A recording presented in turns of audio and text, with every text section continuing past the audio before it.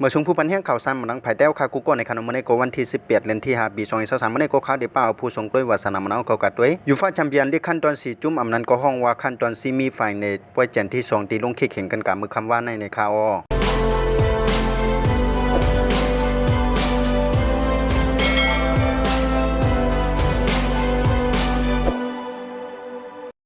เมื่อคำว่าในก็เป็นกู้ใหญ่กู้ปิกแม็กอันคึกเข้มดีด้วยในคานอก็เป็นแมนเชสเตอร์ซิตี้เอาปีโกขาดเรียลมาดริดกับ4ส่วนในข่าวเลยไปในก็แมนซิตี้เลย4โกติปนันตัวซิว่าสร้างกับ2ลูกเย้าก็อากันจีเลตั้งจูเลียนอาวาเลสสร้างกับแทงก็1ลูกในข่าวเฮ็ดให้โฮมโกกันทั้ง2ป่วยนั่นก็เป็นแมนซิตี้เอาปีเรียลมาดริดกับ5-1ในคานอก็เลย10เขาคิกแข่งกับแทงในขั้นตอนฝ่ายในเฮียมกันก็สู้ในคานอส่วนเหมือนจังหนังเรียลมาดริดนั้นก็ตกรอบในข่าวเรียนนั่นก็เป็นพังห้างจุ่มเตียนเลย10เขาคิกแข่งกับแทงในขั้นตอนฝ่ายในเฮียมกันก็สู้ในคานอแต่เลยว่า2จุ่มแต่เลยเข้ามาถึงขั้นตอนฝ่ายในก็เลยว่าป่นอันจุ่มเยอะมาละลายจุ่มเหมือนกันอยู่ในคานอมาด้วยกันที่ผู้สร้างกงพองในคานอผู้สร้างกงอันใดนำเลซิเปิลก็เป็นเออร์ลิงฮาลันด์ของแมนซิตี้ในคานอสร้างกับยา12โกยกก็อันเอซิดนำเลซิเปิลก็เป็นเควินดิบไลนีในคานอเอซิดกับยา6โกในคาวในขั้นตอนไฟในหิมกันก็สู้ในกติลงเข่งกันในวันที่11เดือนที่6ปี2023ในคานอกติกันเลยกับเข่งกันที่เมืองตุรกีบุญในคานอพอขัดทั้งเส้นทั้งหมดก็มีจังหนังในคานอสันเจว่าผู้ทรงด้วยวาสนามนังเขาเก็บด้วยทรงด้วยลองขาซ้ำนังภายใต้ในก็อย่าลืมนึกไลค์นึกแชร์ยกก็นึกติดตามบันทึงช่อง YouTube ข่าวพองในคานอกำเนิดส่วนในก็ข่าวย้อนสู่ปัญหาผู้ปัญหาข่าวซ้ำนังภายใต้ใครอยู่หรือมีเงินทางใดกึกปืนกันกูก็กูควรสิกรรมข่าวซ้ำนังภายใต้ใหม่สงค่า